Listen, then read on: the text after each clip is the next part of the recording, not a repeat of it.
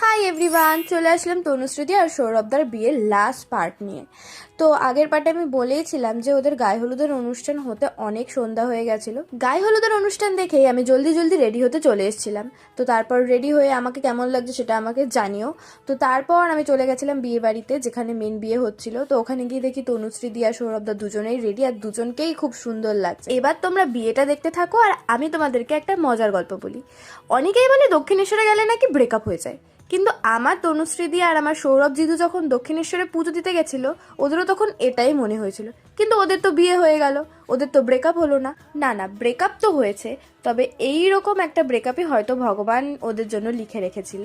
যাই হোক, এরকম প্রেম করে বিয়ে পর্যন্ত টেনে নিয়ে যাওয়াটা অনেক অনেক অনেক চাপের। ওরা পূর্ণতা পেয়েছে, তার জন্য ওদেরকে কংগ্রাচুলেশন বলতে একদম ভুলো না।